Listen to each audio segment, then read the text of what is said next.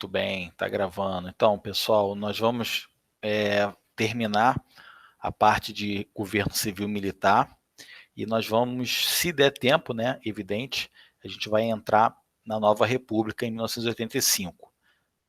Ok, galera? Então a gente vai começar a falar a partir do governo Médici, que foi onde nós havíamos parado na semana passada, e nós vamos dar prosseguimento aí a nossa aula, melhor dizendo.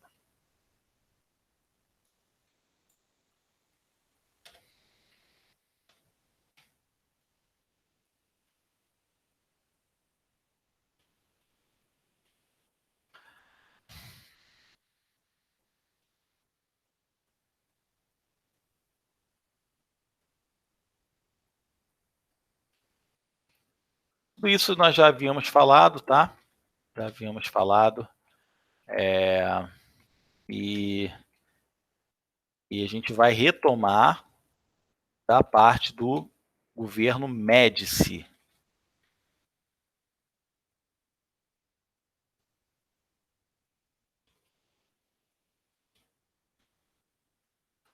Vou fazer o seguinte, vamos fazer melhor. Vamos trabalhar com esse slide solto. Luta armada, governo Médici. Muito bem, vamos trabalhar com ele solto.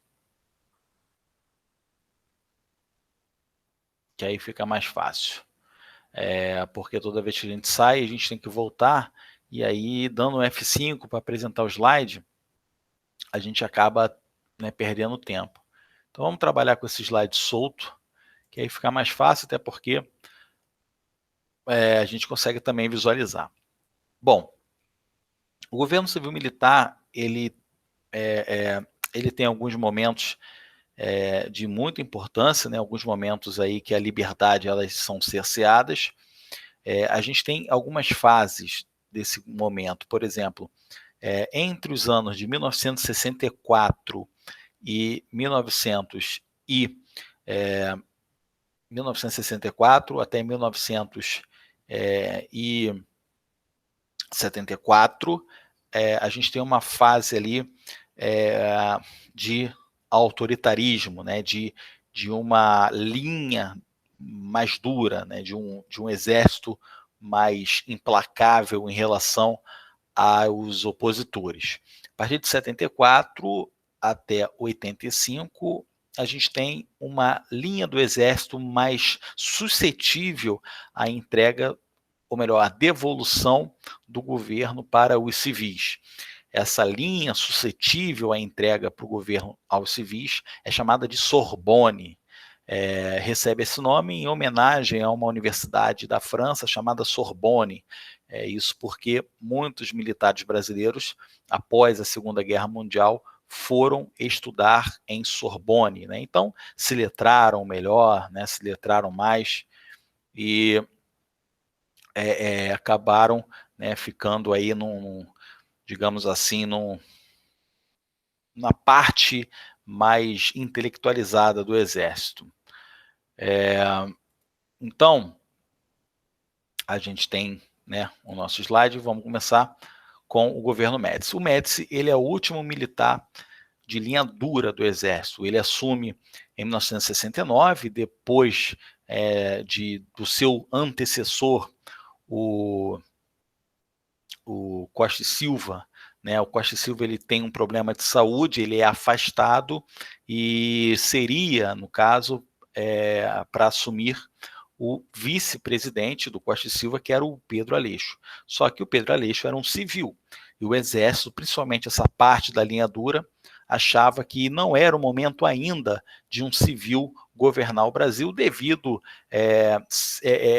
a existir uma influência muito forte, principalmente da parte externa do Brasil, chegando no Brasil, incomodando também, que são os movimentos sociais, o Maio Francês, onde jovens estudantes, operários fizeram greves exigindo melhores condições de vida. Tivemos a Primavera de Praga também em 1968, quando as tropas soviéticas entraram nessa cidade e destruíram a cidade contra os socialistas contrários à continuidade de um Estado ditatorial. A gente teve o Festival de Woodstock, o movimento hippie. Então, havia, por parte do Exército, um receio muito grande de passar o comando para um civil. Haja visto que, no Brasil, nós também tivemos, obviamente, movimentos também de guerrilhas, como, por exemplo, o Carlos Marighella, um ex-deputado socialista, que depois de ser cassado o seu mandato, ele se torna um guerrilheiro. Tivemos também a presença do Carlos Lamarca, um ex-capitão do Exército, que saiu do Exército também para se dedicar à guerrilha. Foram movimentos de muita importância aqui no Brasil, movimentos como o movimento revolucionário de 8 de outubro, responsável pelo sequestro dos embaixadores, tanto o embaixador norte-americano quanto o embaixador alemão, a Vanguarda Popular também, um movimento, né, de guerrilha urbana aqui no Brasil, enfim, que contava com a participação da ex-presidente Dilma Rousseff, e uma série de situações que fazia com que o Exército não pudesse entregar o poder aos civis. E aí o Médici, ele assume no lugar do Pedro Aleixo, e a gente tem aí a configuração de uma perseguição, de uma ditadura mesmo consolidada, né, de um governo mais autoritário em relação ao Brasil. Também, no ponto de vista econômico, o ano de 68 é o ano que se inicia o milagre econômico, o milagre da economia brasileira, quando o Brasil tem um aumento significativo do PIB, em torno de 10% a 11% ao ano, que era um crescimento muito alto para aquele período. O Brasil jamais havia crescido dessa forma, mas acaba, né, o milagre econômico tendo aí, dando uma sensação de esperança, né, para a população brasileira. O governo Médici, ele é muito caracterizado pelo ufanismo, né, pela ideia do nacionalismo, um nacionalismo muito mais intenso, né, com a propagação de slogans, conclamando as pessoas para participarem, né, dessa ideologia nacionalista, afastando qualquer perigo de uma doutrina socialista. Por exemplo, o Brasil ame ou deixe-o, este é um país que vai para frente, né? Então a gente tem ali slogans, publicidades do governo militar sendo anexado também no cotidiano. Foi falado também, em outra oportunidade, sobre a música que embala a Copa de 70, que é o Pra Frente Brasil, Salve a Seleção. É uma música notadamente do regime, né, uma propaganda muito intensa do regime, e acaba, né, transformando o Brasil em um certo furor pelo futebol, né, aumentando ainda mais. Vamos lá, então. O governo Médici, ele é caracterizado por muitas obras, as obras faraônicas, né, as obras onde tínhamos construções, muitas delas eram construções necessárias, né, como, por exemplo, a construção da Ponte Rio-Niterói. A grande questão dessas obras faraônicas era que não foi feito um estudo financeiro, né? Então não se sabe se houve superfaturamento, mas em alguns casos, como eu já disse, a Ponte Rio-Niterói, obras que tinham sim certa relevância, que precisavam ter, né? Outra obra faraônica é a abertura da rodovia Transamazônica, justamente para poder integrar aquela região ao restante da nação. O grande problema é que a rodovia Transamazônica, ela degradou muito o meio ambiente e, na sua grande parte, ela não foi concluída, então causa uma série de transtornos, principalmente para a população local, né, para as pessoas que vivem do comércio daquela região. Entre 67 e 72, uma grande dívida externa, em torno de 10 bilhões de dólares. O governo criou o INCRA, Instituto Nacional de Colonização e Reforma Agrária, criou o PIS, Programa de Integração Social, Programa de Integração Social Nacional, né, melhor dizendo,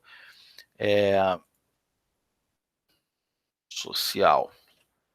Então, o que acontece? Esse PIS aí, o trabalhador ele tem dinheiro, né?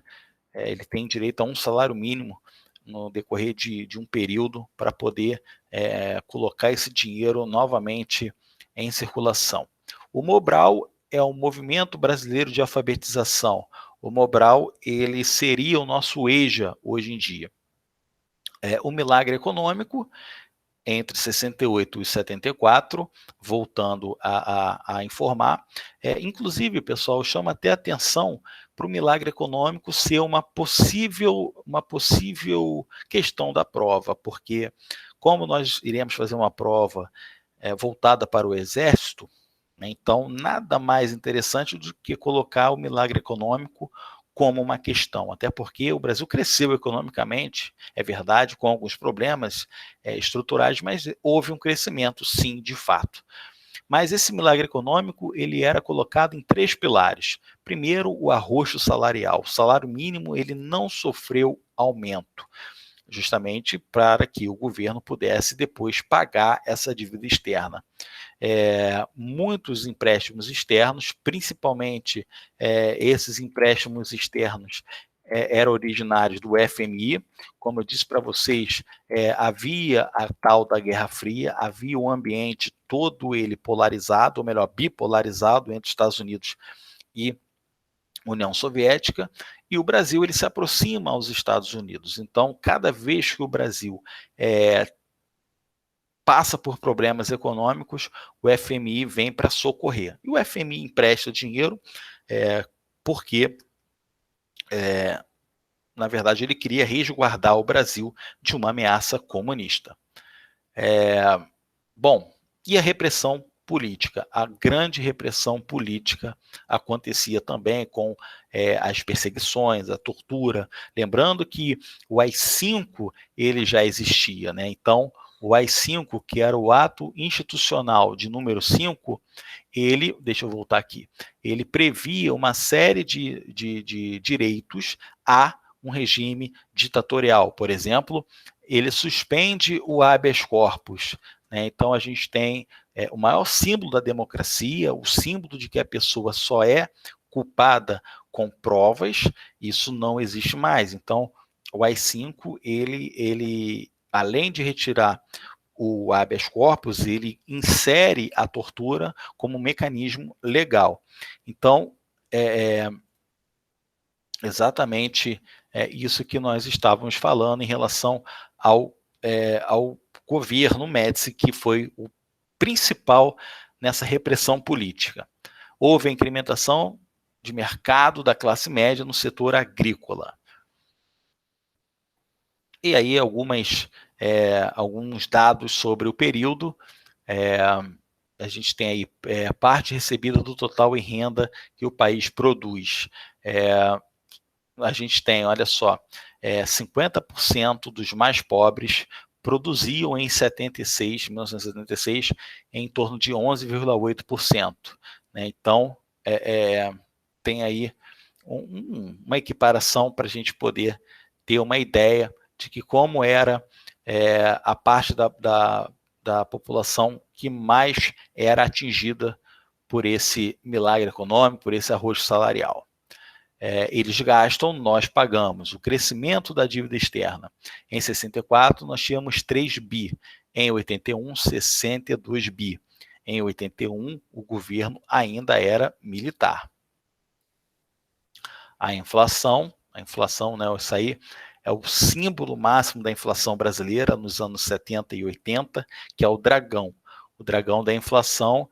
Reparem que em 83 a inflação dispara e a gente não tem nenhum número preciso.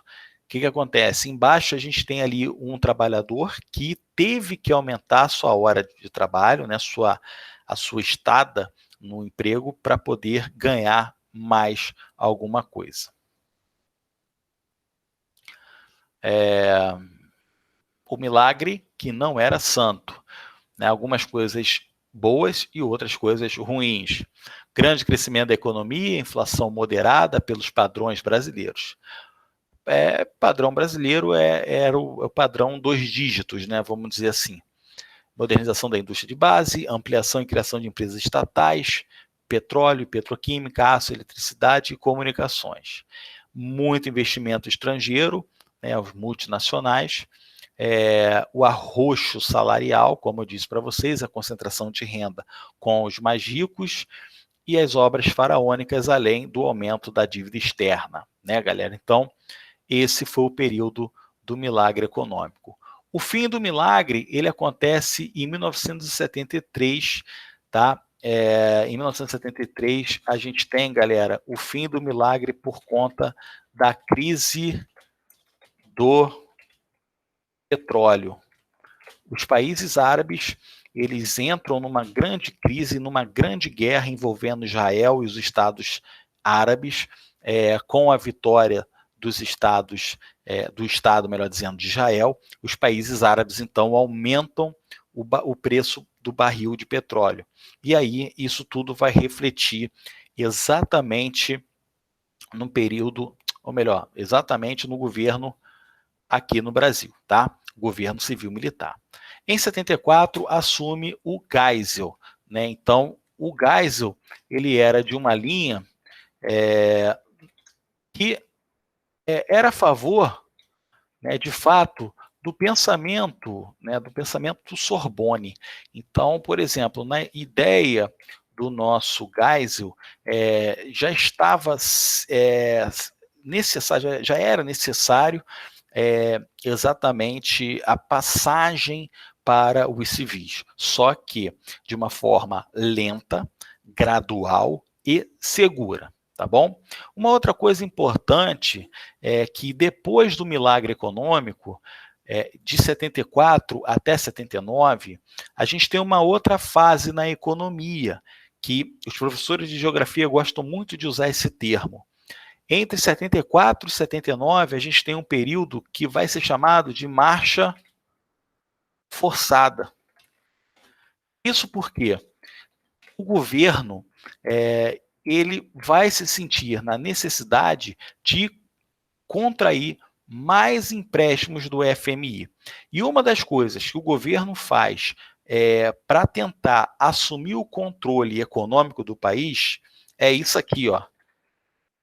Estatizar empresas. Então, o período da marcha forçada é muito importante porque é o período em que acontece de um gasto muito grande, absurdamente, para poder estatizar empresas e aí o governo ter o controle das ações de empresas aqui no Brasil.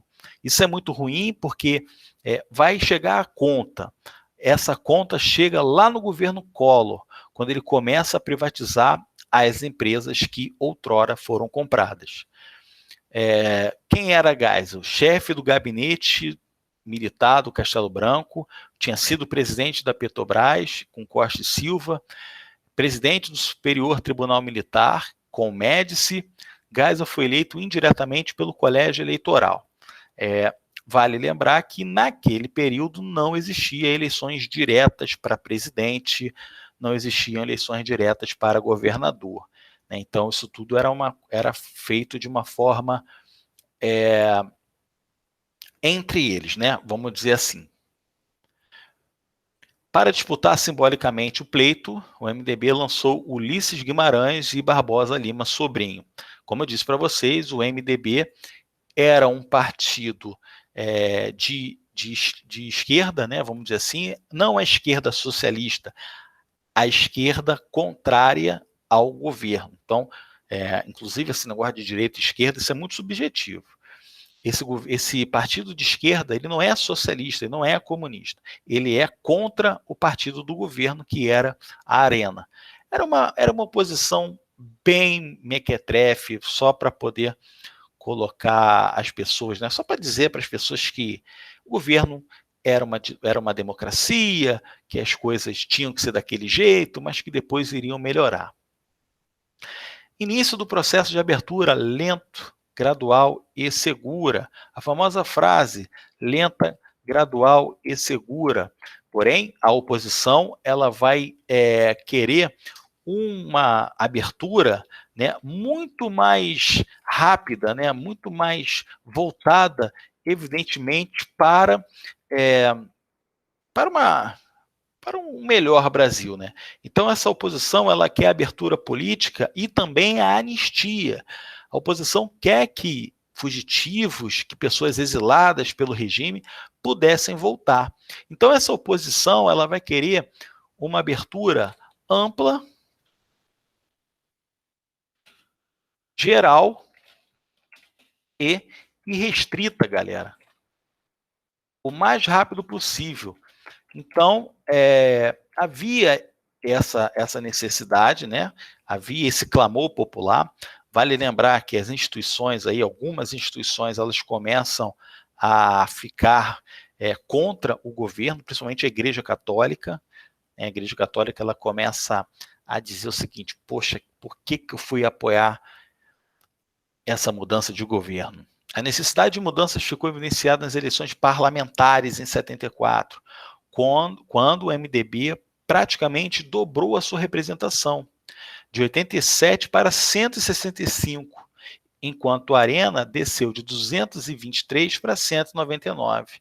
No Senado, o MDB passou de 7 para 20, enquanto a Arena de 59 para 46. Ainda era maioria, mas era uma maioria que poderia cair, né? Era uma maioria que poderia sofrer com a ascensão do MDB. Bom, um dos momentos mais emblemáticos do governo Geisel é exatamente a morte súbita desse jornalista, o Vladimir Herzog, nos porões do DOI-CODE em São Paulo. O Geisel ele era a favor de passar o governo para os civis, mas não naquele momento, né? Então, havia ainda repressões.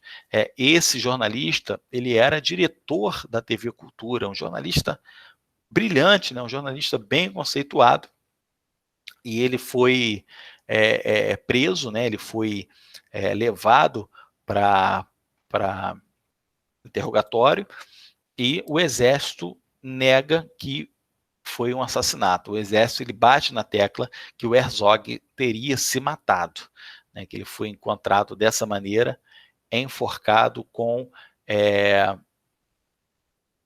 alguma fita, né, presa na janela. Então essa é a versão do Exército dizendo que ele se matou. Ainda no governo Geisel, a gente tem aquele famoso pacote de abril, que era, né, na verdade, o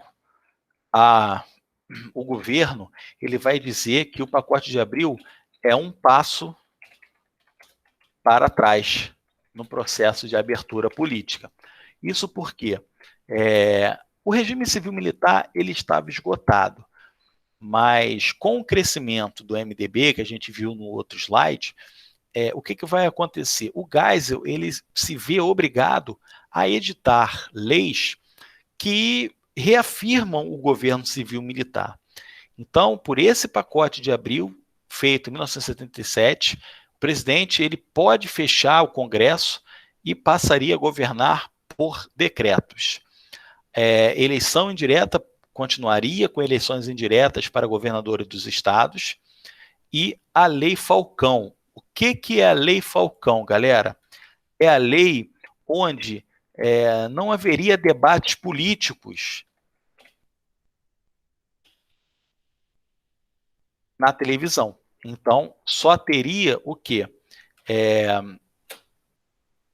Passaria o programa eleitoral, né, no caso, somente com a imagem do candidato, né, a fotografia do candidato, o número de inscrição para ser votado e o partido, somente isso. Então eram 2 horas de propaganda política só mostrando foto e o nome dos candidatos. Justamente para quê? Porque se tivesse debate, a Arena poderia se sentir,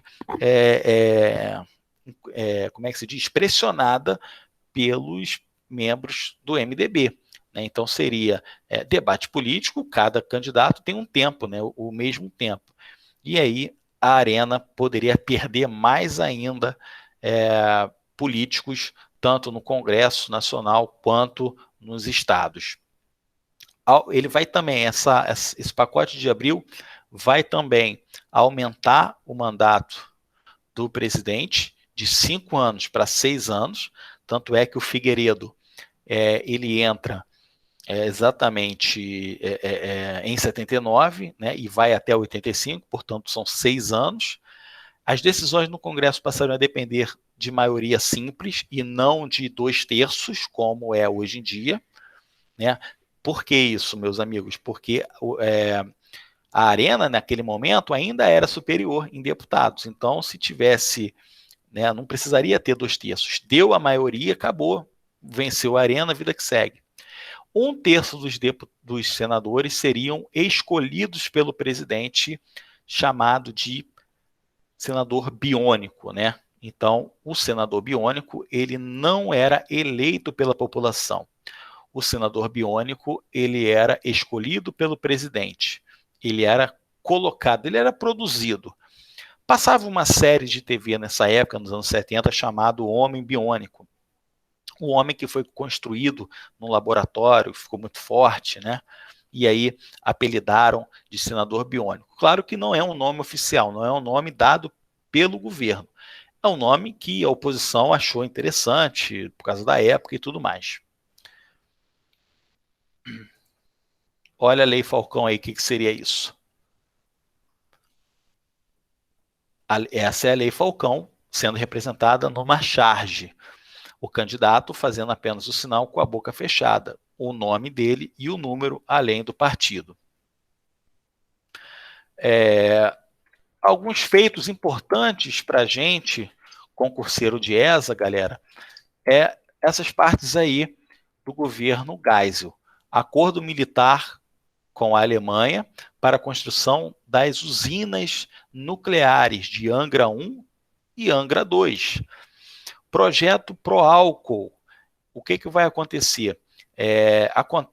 Na verdade, a gente tem em 79, galera, deixa eu até colocar aqui, em 1979, a gente tem a segunda crise do petróleo. Portanto, em 79, o petróleo novamente acontece um conflito no Oriente, mais precisamente no Irã, maior produtor de petróleo do mundo. Maior não, um dos maiores, o maior é a Arábia Saudita. Um dos maiores produtores de petróleo do mundo, acontece a Revolução Iraniana, quando o Ayatollah Khomeini assume no lugar do Ayatollah Pahlavi, que era fechamento dos Estados Unidos. Então, os xiitas passam a dominar o Irã e, em represália, eles aumentam mais uma vez o preço do petróleo, forçando o Brasil a investir numa outra fonte de energia, que é o pró-álcool, que é a substituição para o álcool nos automóveis. Então, a gente tem aqui no Brasil, a gente passa a ter, a partir de 1979, carros movidos a álcool, uma coisa bem bacana, bem interessante. Os militares lançam, dentro dos ideais do DSN, os militares lançam o Plano Nacional de Desenvolvimento. O primeiro Plano Nacional de Desenvolvimento é o do governo Médici, foi feito com o Delfim Neto, né? No caso aí, esse PNDI, PND1, é feito pelo Delfim Neto e dá origem ao milagre econômico, ok? Milagre econômico. Beleza. O PN2, feito pelo Mário Henrique Simonsen, alimentar créditos das empresas privadas e fortalecer os setores estaduais. Como eu disse para vocês, é o período da marcha forçada. É o período em que o governo ele vai começar a estatizar empresas. Diversas entidades promovem debate de cunho social, a OAB e a UNE, órgãos que são contrários à continuidade do governo civil-militar. Na classe operária, em 79, surgem as manifestações dos metalúrgicos, liderados por Luiz Inácio Lula da Silva. Isso em 1979, tá bom?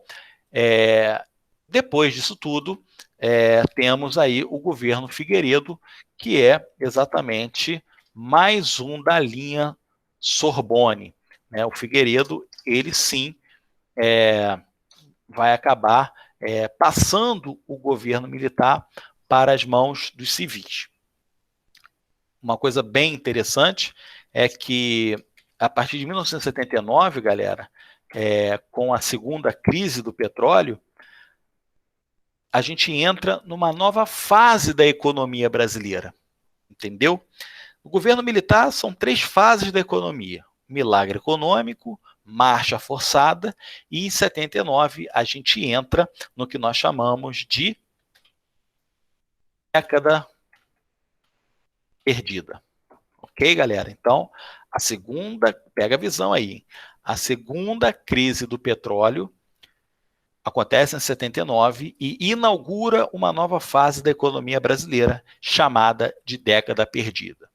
Década porque começa ali em 79, vai até 89, os anos 80, chegando em 1990 já com uma conjuntura de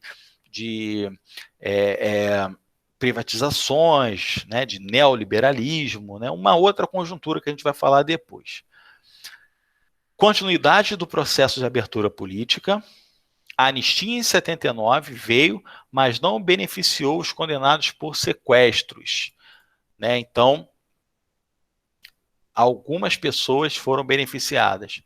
A reforma política foi implementada pelo Estado, permitiu a volta do pluripartidarismo. Tá? Um outro detalhe também, galera, voltando aqui no Geisel, não podemos esquecer, um detalhezinho importante: o Geisel, ele decretou a extinção do AI-5. Isso a gente nunca vai poder esquecer também. Então, o Geisel, ele decreta a extinção do AI-5, ou seja, não tem mais a tortura, sendo uma coisa permitida, volta o habeas corpus, e aí o Figueiredo, ele vem também nessa linha, dando maiores liberdades. A outra foi a extinção do pluripartidarismo, a extinção do bipartidarismo e a introdução do pluripartidarismo. E aí, galera, os partidos eles começam a surgir, ou pelo menos a ressurgir, vamos dizer assim. O PDS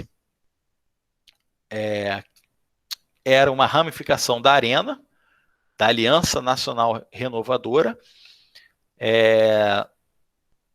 Aliança Renovadora Nacional. Bom, esse partido, meus amigos, é o partido que apoiava o regime civil-militar. Ele vai ser transformado no PDS, no Partido Democrático Social, e o MDB se transformou no PMDB. Curiosamente, hoje em dia, voltou a ter o MDB, o P saiu, mas enfim. Depois surgiram o Partido Democrático Trabalhista, o Partido dos Trabalhadores, o Partido Progressista e o Partido Trabalhista Brasileiro. Dessa ramificação do PMDB, galera, deixa eu até colocar do lado aqui, vai surgir o PSDB,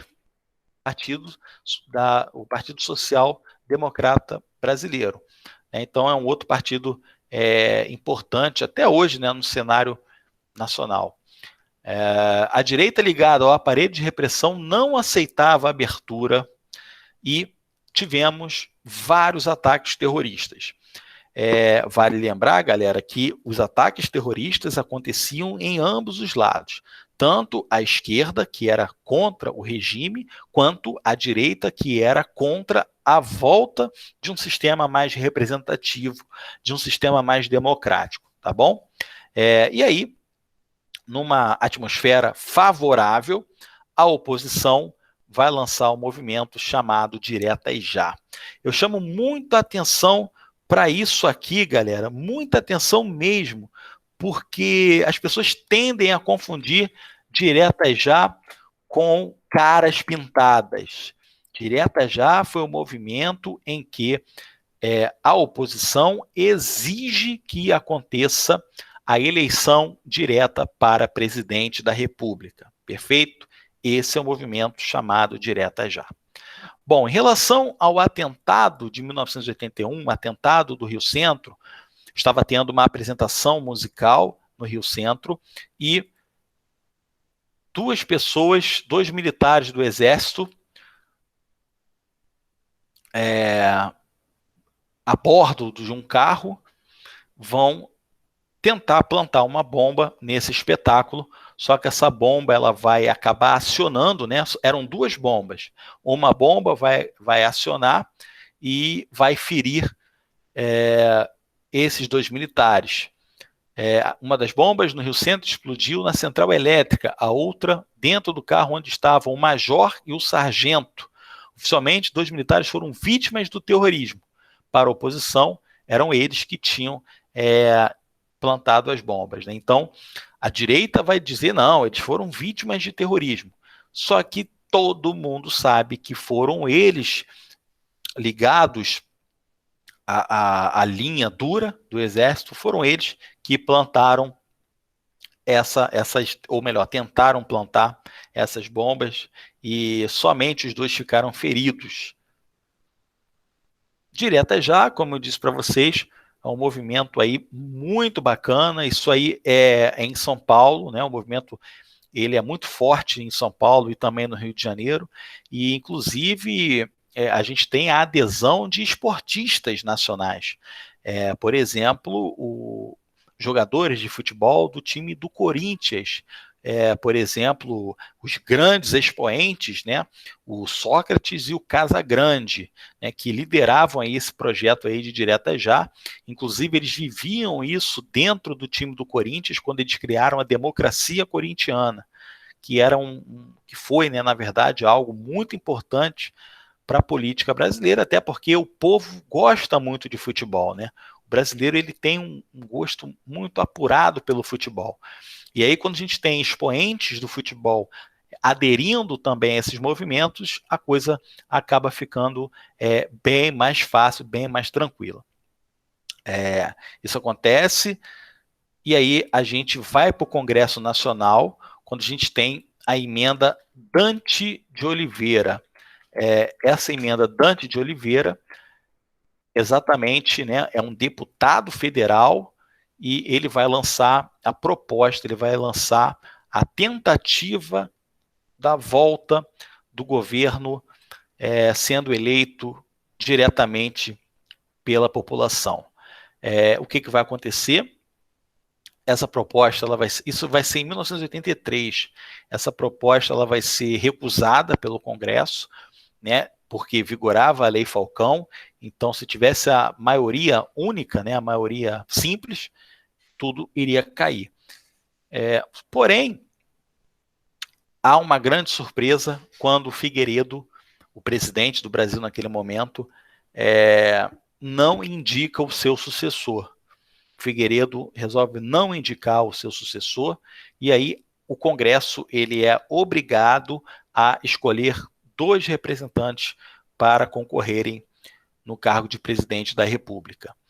Os escolhidos do PDS é o Paulo Maluf, que já tinha sido prefeito de São Paulo, e o Tancredo Neves, que já tinha sido primeiro-ministro do governo João Goulart, que já tinha sido governador de Minas Gerais, prefeito de BH, um político ligado à democracia, né? Um político ligado às aspirações populares, né? Uma pessoa coerente, e eles vão disputar essas eleições e o Tancredo, ele vence, né, ele é eleito como presidente do Brasil pelos deputados, né, frustrou um pouco a população, porque a população queria ir para as urnas votar, mas digamos que foi uma coisa foi uma coisa que dava para fazer naquela época. Então foi indireto, o Tancredo venceu. A posse do Tancredo seria, ele venceu 15 de janeiro, né? A posse seria 15 de março. 15 de março de 85, o Tancredo iria assumir, só que o Tancredo ele tem uma seríssima crise de estômago chamada de diverticulite. E, galera, ele não vai aguentar essa crise, é uma crise, como eu disse, do intestino, né? Ele passa por várias intervenções cirúrgicas e ele não consegue se recuperar. No dia 21 de abril, ele morre e o José Sarney passa a ser o presidente do Brasil, o presidente agora de direito do Brasil, né? Mesmo sendo vice, e está inaugurado a nova República Brasileira. É um período que nós estamos vivendo até hoje.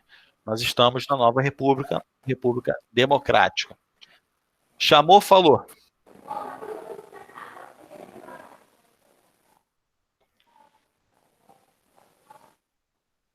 Quem abriu o microfone aí? Pensei que ia fazer pergunta. Pode fazer. Não, então beleza. Então, galera, a nova República de 1985 até os dias atuais, tá bom? Então a gente vai começar aqui rapidinho, a gente tem 10 minutinhos, dá para a gente fazer um apanhado geral nisso aí. Essa nova república é a república que a gente chama também de redemocratização, né? Então a gente tem aí algumas informações. Os presidentes Tancredo Neves, José Sarney. O que acontece? O Tancredo Neves ele acaba, né, tendo esse problema que eu disse para vocês, e o José Sarney acaba assumindo. Depois, o Fernando Collor de Mello vai até 92, porque ele passa por um processo de impeachment. Logo, o primeiro presidente eleito diretamente pela população, depois de mó tempão, e ele acaba sendo impeachmentado devido à corrupção. O FHC, né, assume logo em seguida, né, vivendo a era do real, o sucesso do plano real, do plano econômico, aquele plano que estabelece ali o fim da inflação endêmica, né, aquelas coisas horripilantes que a gente viveu. O Lula, primeiro presidente oriundo das classes menos favorecidas, né, quando realmente o PT, o Partido dos Trabalhadores, consegue vencer a eleição. A Dilma, ainda também do PT, que vence a eleição em 2011, é reeleita em 2014, mas em 2016 ela sofre também um processo de impeachment devido ao que nós chamamos de pedaladas fiscais. Assumiu o Temer, 2016 até, Luca, tá chamando lá.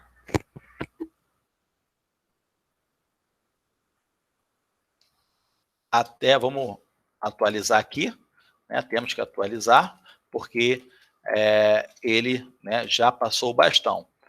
Temer até 2019 e, né, o nosso presidente atual, esses aí são os presidentes.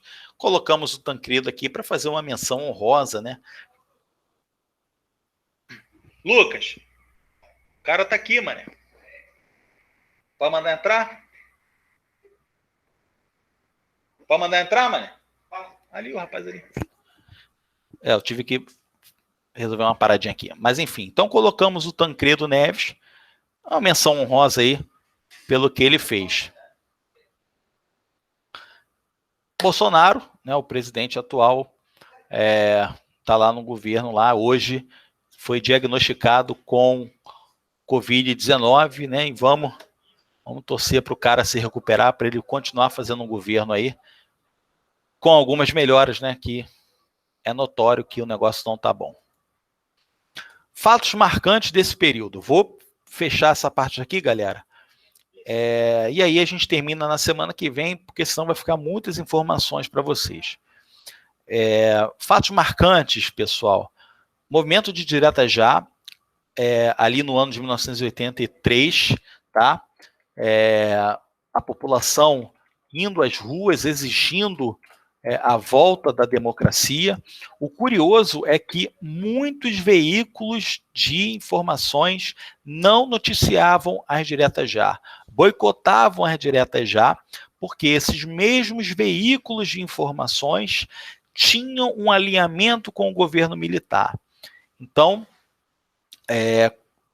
houve um boicote, né? Um boicote à informação, isso é fato, tá? Todo mundo sabe, e isso ajudou a fazer com que a emenda Dante de Oliveira acabasse não passando, né? Porque muita gente não sabia o que estava acontecendo, por exemplo, no Nordeste e no Norte, né? As ações eram mais concentradas em Rio e São Paulo, só que como a televisão não informava, acabava, né, as pessoas não tendo aí o conhecimento corretamente. E aí, volto a frisar, pessoal, caras pintadas. Os caras pintadas eram pessoas que queriam o impeachment do Collor, tá? A saída do Collor do Palácio do Planalto. As pessoas tendem a confundir direta já com caras pintadas. Cuidado que isso a ESA coloca. A ESA adora esse tipo de coisa. Inclusive, o que pode cair no governo Collor são os caras pintadas, hein? Planos econômicos. Em 94, a gente teve o real. Dia 1º de julho de 1994, o real entrou em vigor, reduzindo a inflação. Deixa eu botar aqui a data aqui. 1994.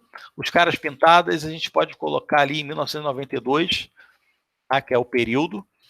O real em 94, a Constituição de 88, uma Constituição muito importante, a Constituição chamada de Constituição Cidadã, que contempla todos os cidadãos, inclusive quem é engenheiro civil, tá, galera? É contemplado também, né? Isso foi feito em 1988. E as reeleições presidencial, a primeira vez que isso acontece no Brasil, dos presidentes serem reeleitos.